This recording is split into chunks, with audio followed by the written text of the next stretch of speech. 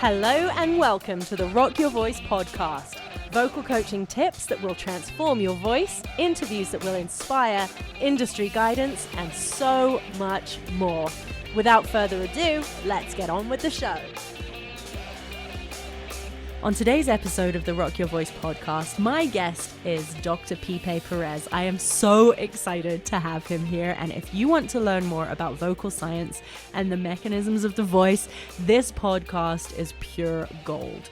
There's some really, really great information here. And we learn all about the VOIXTEK program that he's been collaborating with Ron Anderson to create. And it's just some really phenomenal stuff coming up here. So we dig in and start the podcast with some voice science and vowel modification with a quick lesson on how to pronounce his name. How do I pronounce your name properly? So that's a common question because it's really funny when people call us to get a lesson or whatever. In the English language, you know, most people don't know how to read it because they read it like pipe. Right. And as a funny anecdote, most people that call us, it's like they're afraid to pronounce the name as. Yes. So you can hear the person on the other end like being doubtful about pipe. Anyway, it's called PIPE, you know, and that's. I thought so. So okay, I'm proud of myself now because that was my first instinct. So yeah, and my real name is Felipe, but people call me Pipe since I was a kid. So that's part of the process of the first vowel modification I learned.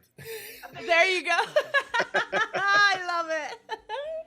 I'm so happy to see you on here, and this is so much fun for me, like to nerd out about vocals. What has been your main approach, your main school of thought? My main school of thought, and what I work a lot with people is, and this is why I'm really excited about what you're doing, is for me, it's a very experiential process with the body.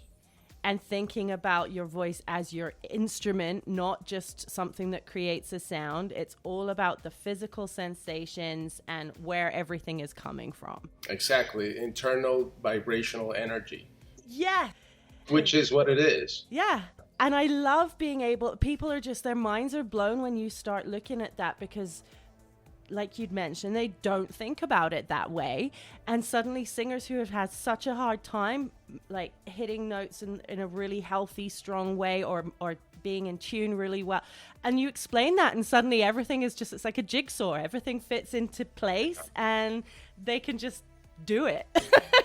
And they can do it, but sometimes this has to be taken as a regular exercise and not just like, okay, I've been training my song because I'm going to be performing that song. Because training on a song is not the same as getting your body fully completed into that dynamic process, if we may call it that. Right. And that's why it's so important for the audience to understand that there's the element of, like any other exercise, like when you go to the gym, if you really want to become the best, you really have to take it into that space because it's not about how beautiful or tiny or long or how the chords look in the laryngoscope. It has nothing to do with it. It has everything to do with the surrounding muscles and the surrounding cartilages are doing and how you are balancing that energy, what they call the Bernoulli effect, that effect where you place a ping pong ball on a flow of air and that ball stands still.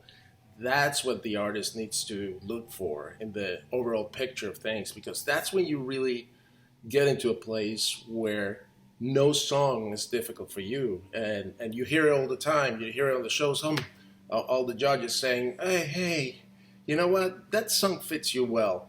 Or the other song, that song is too difficult. I cannot get to that. That's just a lame excuse for most singers.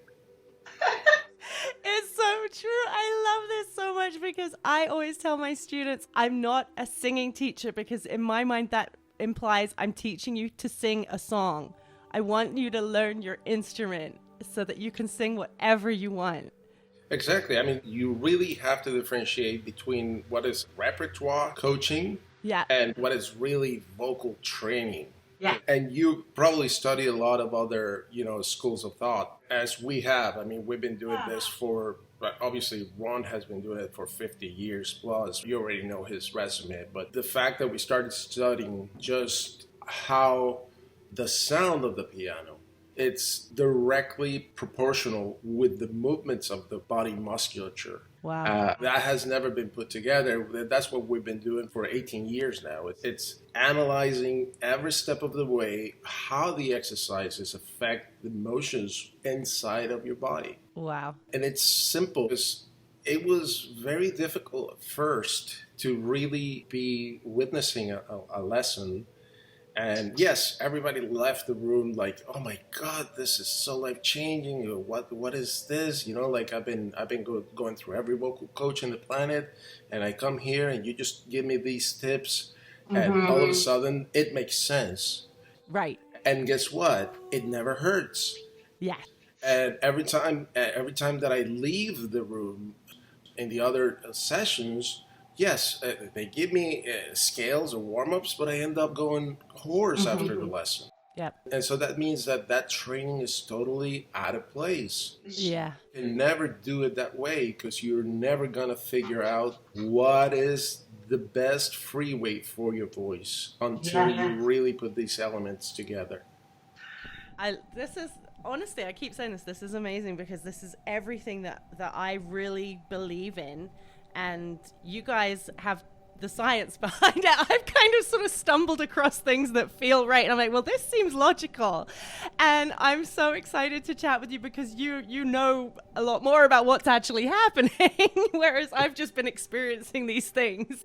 So tell me, how did you and Ron first start working together? How did this partnership happen? And well, it's a very long story, but to make it short, we met through mutual friends. I was a dentist, and I basically moved from Colombia here, and then I started working with Ron. But one of the things when I met him, that what was more exciting about it's like I learned English by listening to Axl Rose.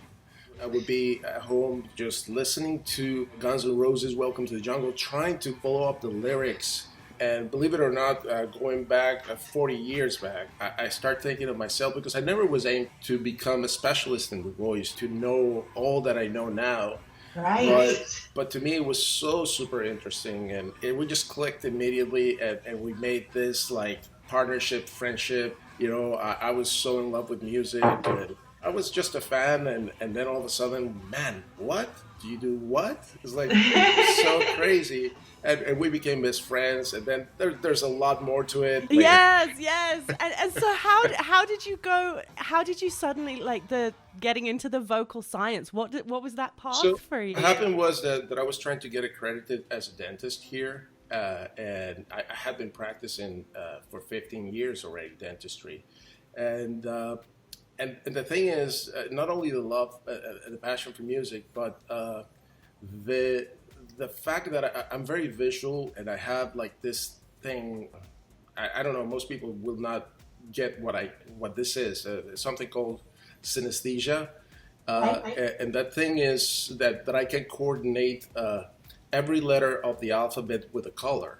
And there's a few people that have that, but for me, I became a little obsessed about what was going on with the students, and then when I started managing Ron's time and managing his clients, what happened was that I didn't know much about the process of the training, but seeing all the questions that came to us, at first I was like, I don't know how to respond. I have no idea. And throughout 18 years of working together, I started from 7 a.m. to 7 at night. It was like boom, one climbed after the next. All the famous stars were coming through the door, and all of them were really, really happy about what they had just experienced for the first time, and that they felt so confident. And again, like I mentioned before, they have been having trainings before, but they never really understood it. Right. And Ron made it simple for them, but for me, still, it was like, okay, what is he doing? What is he talking about? What is this thing about vowel modification? And what is this thing about the pitch and the thing and the thing? That everybody questions the same thing. Right. So throughout the years, it was a process of understanding. It was pseudoscientific learning. Obviously, my background, understanding the neck and head, led me to dig deeper into what he was doing. And again, it became such an innate thing in how the training worked for the artist that when one of the main questions was, is this training the same for everybody? And in my ignorance before, it was like, no, it shouldn't be. You know, every song is different, every genre is different, every style of music is different. And it turns out that it's not. You have to train to make your instrument work. And the problem is that most singers, or most people that want to become singers, they are only in the idle stage. Yes. You know, they follow the dynamics of the artist that they want to sound like. And this has been told again on every single show. It's like, no, you have to be yourself. Oh, you made it your own. Yeah, you made it your own. That's great. But they don't know how to make it their own because obviously those shows are only giving you the opportunity to showcase one or two songs per week. So you really prepare for those two songs, and then there's the whole studio setup, the whole TV, camera blockage, all that stuff that happens, and then they make a great product. And so the artists look really great. But most of, for example, in the American Idols, most of the experience was that after they were done with the TV shows, the post was pure nervousness because now they were going on tour. And now they didn't know how to keep their voices together. And how to keep it for like a full year of singing night after night on every venue on the road in the 50 states of America or wherever they were going. And sometimes they went to Europe, I think. But it was okay. Now this is, if Idol was intense or if The Voice was intense, now moving to touring. And that's where people realize that, yeah, you could be a great tennis player with your mom and dad, but it's not like you're going to go play with Roger Federer. Anytime soon.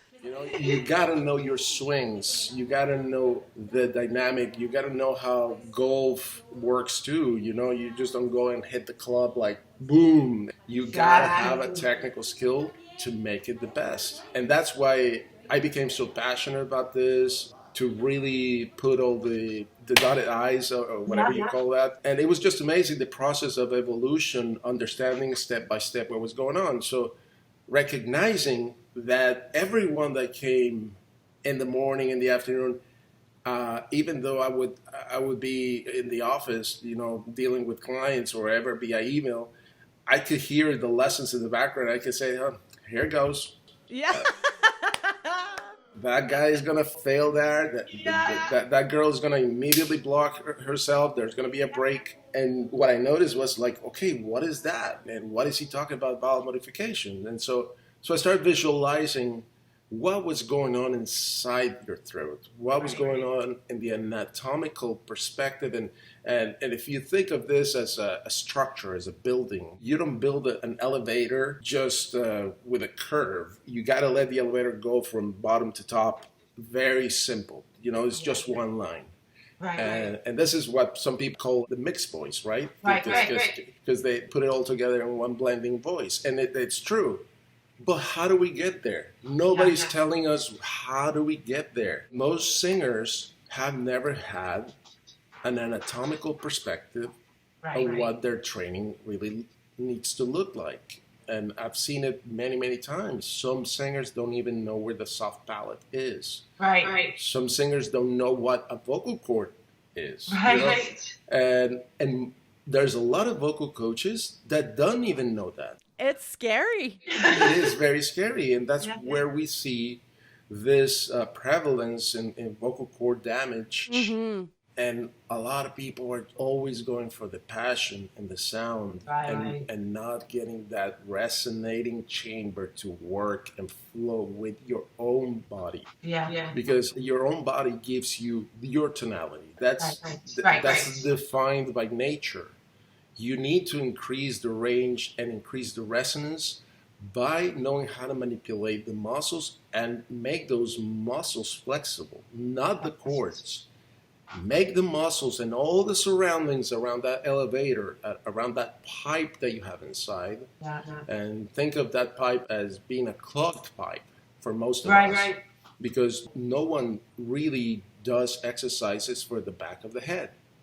And turns out that during the process of understanding this, the back of the head is probably one of the most important areas of our body, besides the heart, of course, and the brain.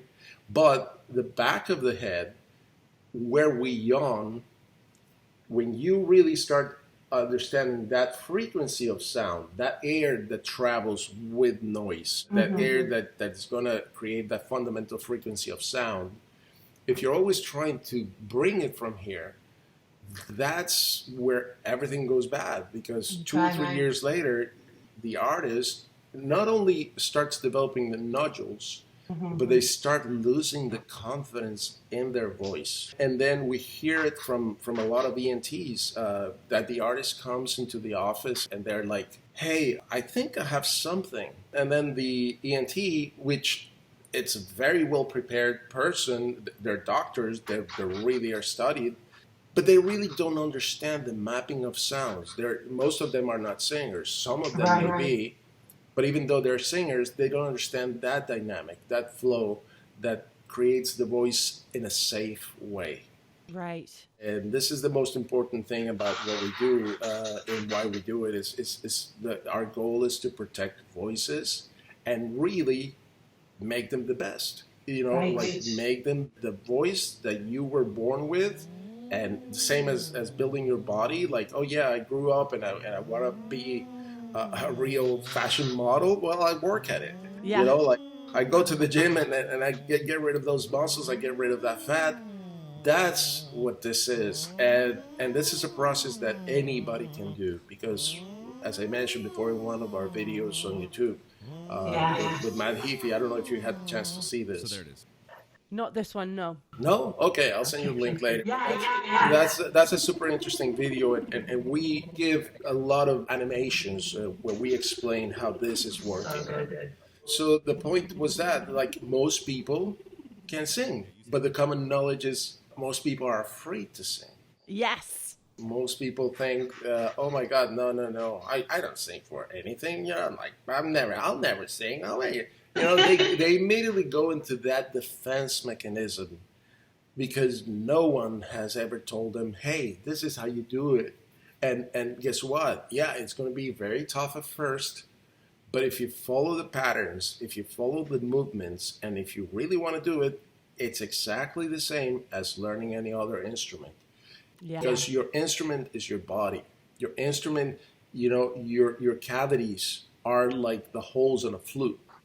And the vocal cords are not the holes in a flute. The vocal cords are just ligaments. They're soft tissue.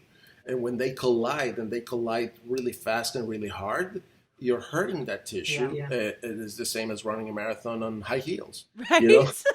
That's a really good analogy.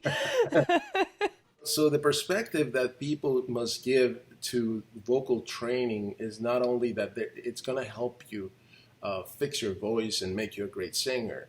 It's the capacity for your muscles in the back to really develop, because those muscles are really important. And where I was going with this first point about the yawn is that if you think about it, you have all the main structures that are the motor for your body, which is the brain. The brain is the motor for everything. You cannot be anything without a brain. You cannot be a singer without a brain. The vocal cords are not what things for you to create sound. You have to remember lyrics. You have to remember melodies. You have to remember rhythmic positions. You have to start manipulating that body on your favor, not let the chords do all your work, your job. They're going to be very exhausted. And then you have the cranial nerves, which is like from your limbic system, all the spine travels right here. And in this area here, a little in, you have all your cranial nerves, which is what dominates all your central nervous system. So the fact that you're going into a placement where during the exercises, it may not sound beautiful. You're not going to be a Celine Dion. You're not going to be anybody famous just by doing exercises, because the purpose of the exercises is to really expand the muscularity that is inside of you. And by expanding that muscularity, you are creating channels of release of air that are going to create resonance, and then they're going to expand that projection of sound that you can create. Right. This is making sense? It's amazing. I'm having the best time here. I'm like, wow, this is so good. So when we think about it, yes, we are all connected. And you cannot, if you remove your brain, you cannot sing. Right. You have your speech language, your Broca and Wernicke's area, which is the ones in favor of the language and the speech. So those things need to be stimulated, and that frequency of sound stimulates them to make you feel good, to create all that blood flow, everything that happens in there. So it's very important, and I really thank you for the opportunity to let us speak this out, because I think it's something that not only it's beneficial for everyone, there's other sets of elements that are really incredible. Like if we talk about the brain and how doctors treat diseases, they treat it with percussion, they treat it with waves, because otherwise it's going to be like a very expensive surgery, or going directly and putting electrodes, and it's very risky stuff. And this is an alternative type of holistic, if you may call it, way of, first of all, expanding the lung capacity, creating rhythms with nature and with the musicality of the sounds with your body, and then you create that dispersion of energy in the base of your skull, where you're also not only stimulating your cranial nerves, but you're also stimulating the base of the pituitary glands, where we have all the hormones. And then that's that hormonal release, that happiness that the singer feels when they're like, I hit this note, like, man, that felt so good. And that's the whole goal of this. When you feel good about yourself, when you do these exercises, it's really great what can happen, but it needs to be known. It needs to be something that people take for granted, like meditation. Meditation became the thing. But nobody has thought of this as, yes, I can also benefit myself from all these structural exercises, because they really can make you feel amazing. Oh, this is fantastic. So with regards to getting all of this going, is VOIXTEK the program that can help people reach this and access all of this? Yeah, so based on what I just told you, that's how we envisioned developing VOIXTEK, because it was not just about giving you exercises on a scale. We wanted to guide every single exercise so that when you are constantly repeating that exercise, you are developing muscles more than sound at first. Every single exercise has a purpose. And regardless of what exercise it is, the one that most people call lip roll, or we call it the verbal sound, but you have to have certain things in place to do it right. Because most people, I do the lip rolls, and we've seen it many times, and they just go like, and they think they're warming up. No, you have to understand how that flow needs to happen, how slowly you need to get it out of your lungs, how you have to keep the lung capacity in, how you have to maintain the lower larynx, and how you need to expand inside, and how you, sometimes when people cannot do it, you have to put your fingers in the fleshier part of your cheeks, because that in itself eliminates any tension in the whole process. So at first, you got to start with that type of simple exercises, but all the other exercises are teaching you every single manipulation you have to make. You have to, during the exercise, you have to raise your lips during the whole exercise, and so that keeps the facial motion always in place. So when it goes into the application of the song, because these exercises are conditioning. And sometimes when you're doing the exercises, you're going to feel like, well, that sounds horrible, because you're going to sound a little, and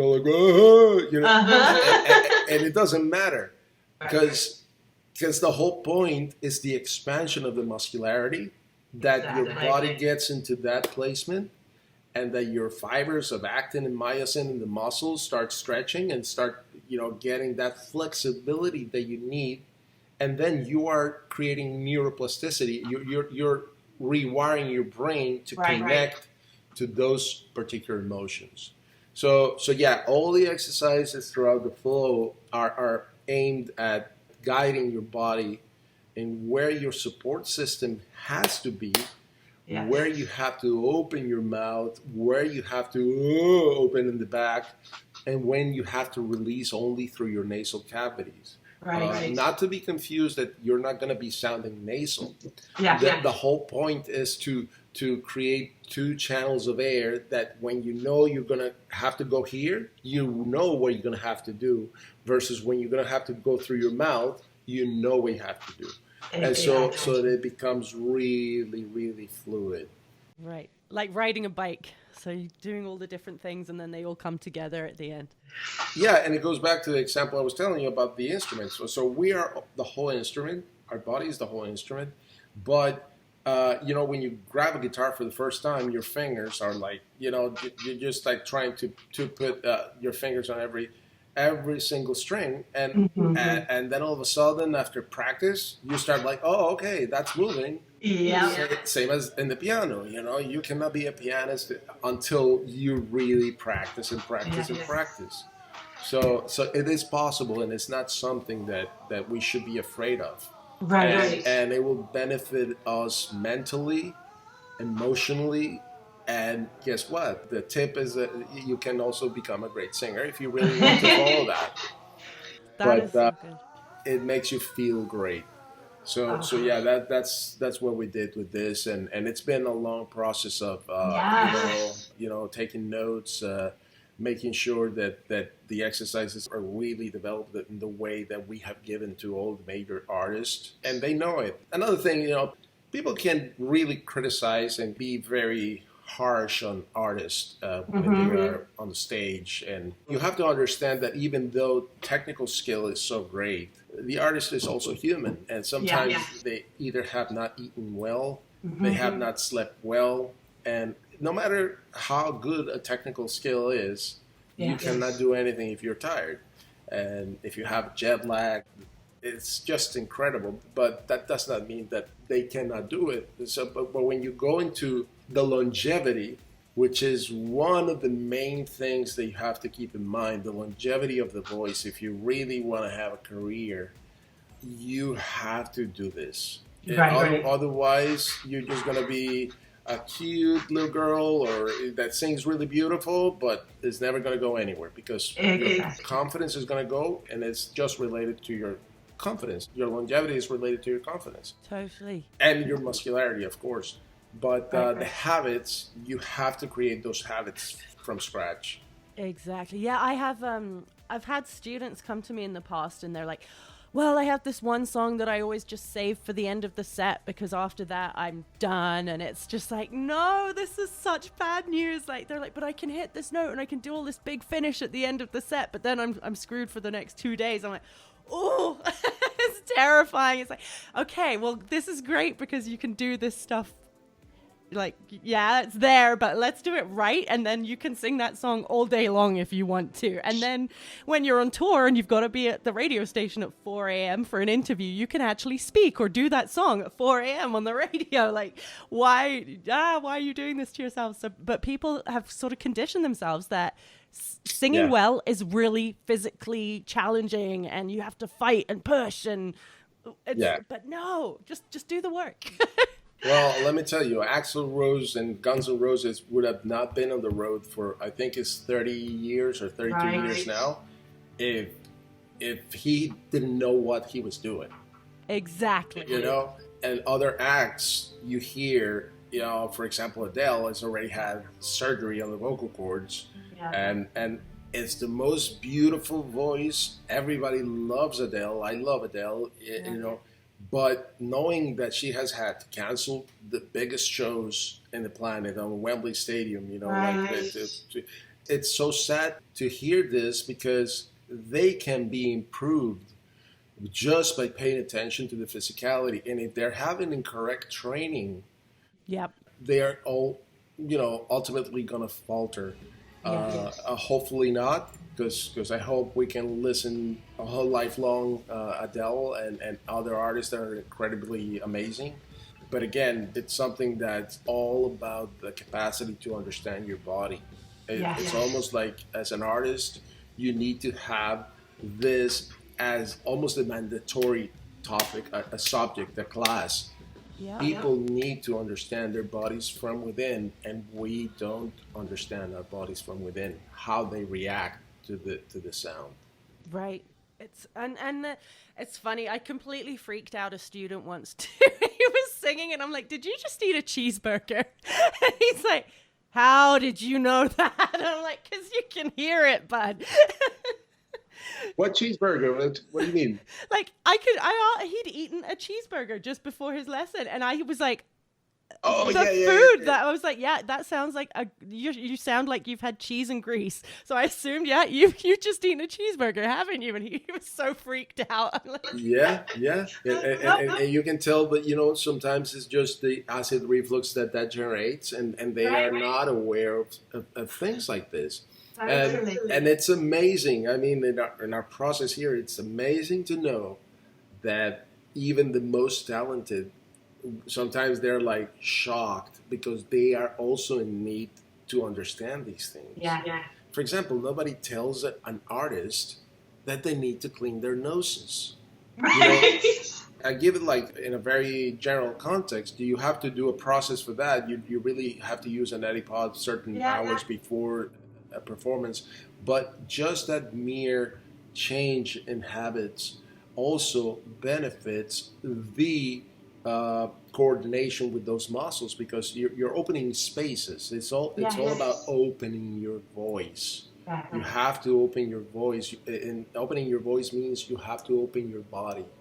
And how you open your body, you just create your gasoline, which is your breath, and with that gasoline, you just take the right routes and start expanding that, opening that voice from within.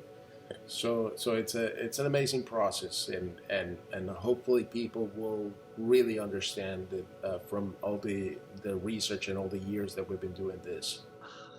so amazing. So Voice Tech is available online, which is just, it's genius. This is like crazy time in the world right now, but a lot of people are turning to online learning, and for singers especially, like, this is such a phenomenal tool. I was showing my husband the video you sent me yesterday, and his mind was blown. He was like, wow, this is just incredible. And it really, really is. So he was like, how long have these guys been working on this? So it's been a massive labor for you guys. And you would not even believe what we've done. It's like, it's amazing. And sometimes I feel like it's meant to be, because of all the elements and all the people that surround us and all the people that have helped us in the process, and how much, late nights trying to write these and understanding the emotions and okay, where is it that everybody falters? Let's make an assessment of this. And everything is Gerald. Everybody is the same. Every single individual is the same. You have to train with the same, but move the muscles in that way. And VoIXTek, it is available, and we created versions that were ready for everybody. From people that don't have virtual reality to people that have access readily on their phones, on their desktops. But it's guiding the body. Ron could not get to most people all over the world to train them, and right now it's very difficult to start creating a process of conferences and things like this. So we're probably going to have to do everything virtual from now on. But that's what we've done. We've done everything so that we included any element of education into the system. Because we get a little upset with how all these self-acclaimed vocal coaches that really don't care about the voice. All they're doing is really criticizing the artist. None of them is really bringing instruction. None of them is really bringing an education to how it really works. They just give you, you have a great pitch, and you can scream like this, and they are the ones giving the scream. But it's like, where is the scream going? Yeah, you scream really beautiful, but what are you teaching me? Right. And we want to take this from a very, very professional perspective, but also making sure that the general public understands it. And so that's why the vision was to really bring an animated character that, first of all, will start educating you in the parts of the body that are included within the whole process of singing. And throughout that process, you have to understand that, for example, meditation is creating vibrational energy. You can sit down and go, where you're going in a very low range, you're going in a very soft vibrational energy. Right. You really need to take it into the to really create that frequency that stimulates your brain and allows that process of that pipe that you have inside to be unclogged. So the instruction is in every single exercise. And the virtual reality, for example, I think has two advantages. One of them is that it completely immerses you in the process. You have no distraction around you. You are really being self-aware, and you have the capacity to be embedded in that mindfulness because you are looking at a character that it's telling you exactly how your body should process the exercises to make it happen. The exercises, as I said before, they have a purpose, each one of them. Either the purpose is to expand your tongue, because the tongue is another muscle, or either to expand the back of your head, like we discussed before, or even to make sure that you understand how the larynx needs to keep down at all levels all the time. Most of the time, you're going to find that the larynx, even though you try to bring it down and you try to go like, it's fine that it's down all the time there. When you place that conditioning and put it into the application to the songs, it's not necessarily that the tongue and the larynx is always going to be down. There's going to be a pivotal effect. But what happens with most singers is that most singers really, push it up. And that becomes maybe not in one performance or two, but in the end, is going to start creating those habits. And what really happens inside the voice box is that the vocal cords would be the fingers, the index fingers. Those vocal cords, when you really drop the larynx a little bit and you try to keep it like that, then the cords relax. The cords become a little concave, like they become more flexible, and that's how you need them. You need them to be flexible. You don't need them to be a string that's totally tight, and that's what happens when your larynx goes up. This becomes more tight. The cords have a little bit more tension. That tension creates that constant rubbing of the cords, and that's where lacerations, small lacerations, pre-nodules, nodules, cysts, polyps start developing. And that also in parallel with the diet, like you said, with the burger, if somebody starts developing acid reflux, all these things have an effect, not only how your voice and your phlegm starts to build up, but also in your energy levels, your metabolism. So all these things need to be put together. And what we're providing through VoIXTek is just training for the body to make the most out of your instrument. That philosophy for me as a vocal coach is everything. I love that this is your philosophy and your approach, and I'm really excited to dig in myself more to VoIXTek. So how do people access the platform? How does it work? In the process of building VoIXTek, we start to think with the vision set in the future. Why? Because most people download apps via either the iTunes Store or the Google Android, Google Play, but you don't need to. Because all you have to do is go on the website, and what we created is a progressive web app website, meaning that any browser, any type of Android or iOS would get exactly the same training, and anybody can get it. So all you have to do, we are a platform. You just go to voixtek.com, and then you can log in once you have created your account. Once you log in, depending on the plan that you select, you will have that the gold plan will have the basics, and you will have access to that gold plan on either your desktop or your mobile device. But you can do it through any browser, be it Safari, be it Chrome, be it Firefox. Or if you choose to go into the virtual reality application, there's two versions of that one. So you get a lot more exercises, you get a lot more features. You're going to have the capacity, for example, to go in, and in the virtual reality, you can eliminate the skin of the body. You can, if you want to just leave the lungs and look how the lungs are performing throughout the exercise, you can do that. You get the chance to eliminate your tracks or your vocal guides if you choose. Once you start getting used to the exercises, once you get like into that routine, that becomes your challenge. You remove the tracks, you want to do the exercises on your own, or you want to keep the guide going. So all these things are very customizable for the experience. Also, you have a spectrogram that's going to be guiding your sounds. We created the spectrogram, and it's great. But one of the problems that we have noticed is that most people start paying attention too much to the spectrogram, and they don't pay attention to the body. But, you know, those things with time, when people start to understand it, they will get it eventually. And again, when you jump into one of these exercises, I think you have to have the mindset of a gamer, because you don't go into a race car driving game and you get your remote or whatever, you use your joystick and you're going through the whole, you know, driving your car. And first, in any game, you're gonna bang against the wall. Your car is gonna crash, and only until you understand where you're going, you know where your curves are, you know. And so this is the same. When you're doing the exercises, you may be going, nya, nya, nya, you know, and get it like that. But that's the challenge that you need to override by paying attention to what we're telling you, by making you aware of what you have inside.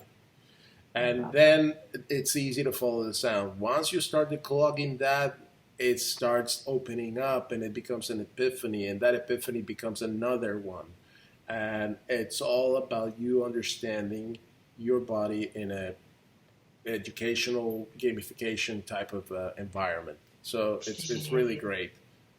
So excited. You're pioneers. It's so amazing, the journey that you've come through and what you've created, and I'm so excited to get this out to as many people as I can and share all about VoiXTek to everyone and encourage people to check it out, and just learning the why behind the how of singing, like why you're doing all these crazy noises, why you're doing all of this stuff, why it works, and then just taking your voice to the next level. And thank you both so much for creating this amazing thing and for this incredible conversation. It's just I'm so excited right now. I'm totally nerding out, and I'm really, really happy.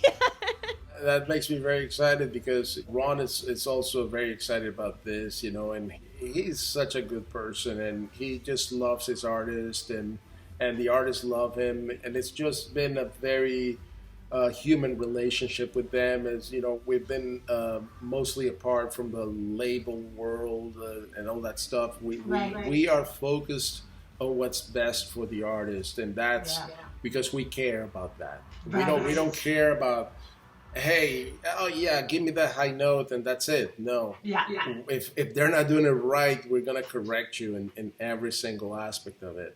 So understanding the vowel modifications is one of the hardest things for everybody to get, and it's as simple of changing the dynamic of that vowel muscularly, not just because you're trying to do like this to make an or no. It's something really simple. Those things that start getting into your mind, you connect those, and then you start rolling with the voice much better. That's amazing, PIPE. That's just phenomenal. Really amazing information. Thank you. I'm so glad that you really find the heart for this, because that's important, you know, that we all spread that message, especially in these times.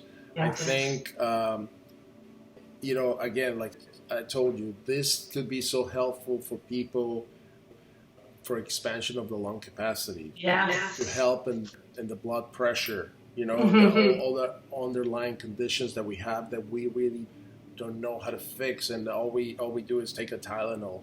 When we have our own healing system. I'm not the person that it's all about that holistic thing, but in reality, this is a tool that all of us have. Breathing is something that all of us have.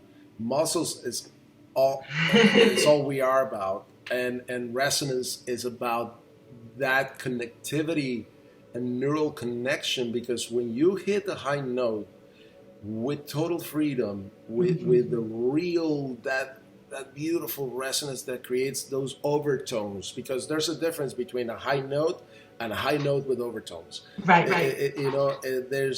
that thing that you really know the fans and the audience really are like, oh my God, this is my artist. And it's not to be confused with things like, the raspiness and the this and the that and the vocal fry, which is something that's not good.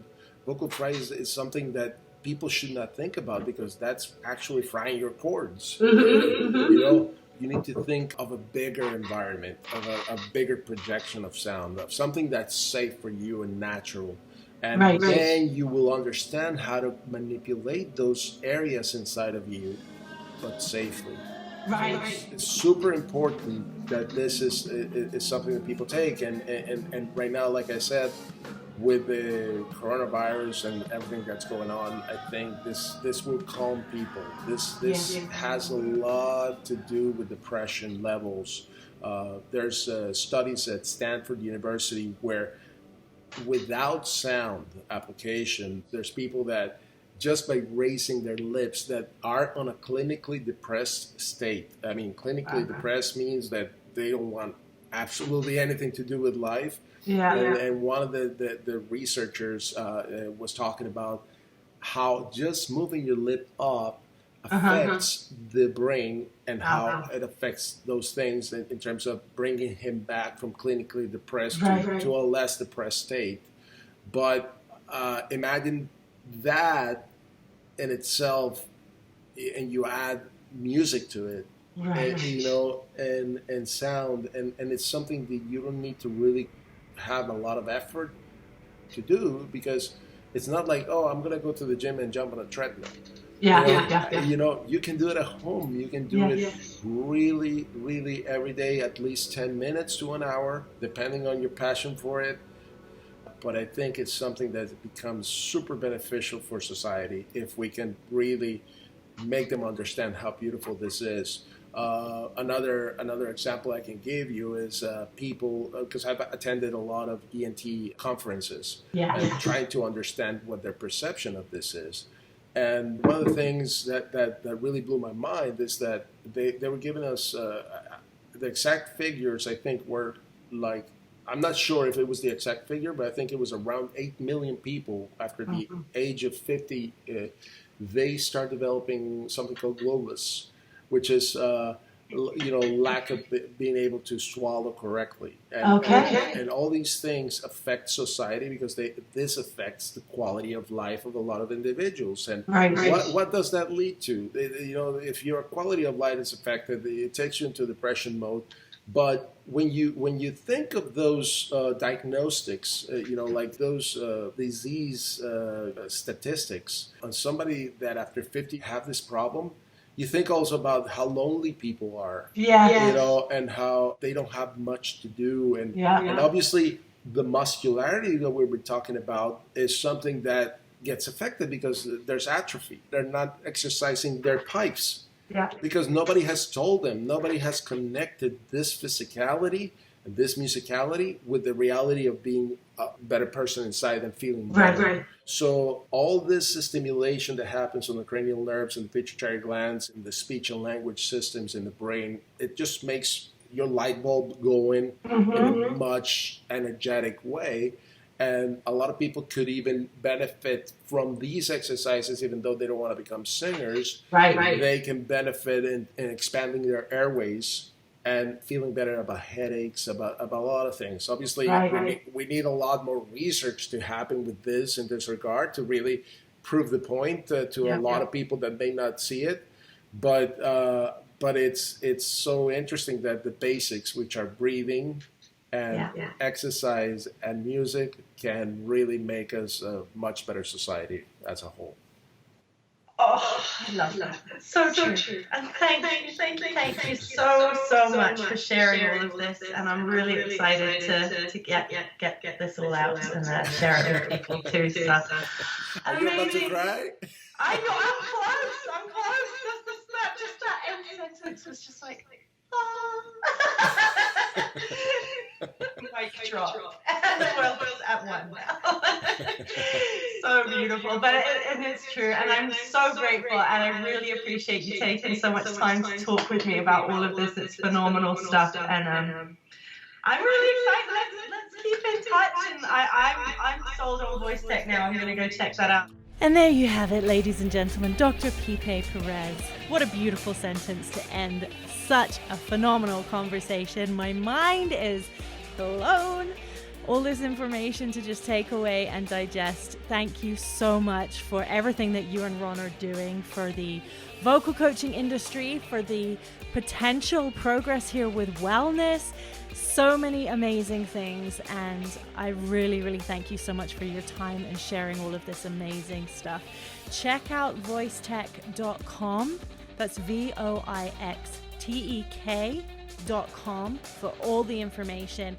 And we'll be back on Rock Your Voice podcast very, very soon. Thanks again for listening. I hope you really enjoyed it as much as I did.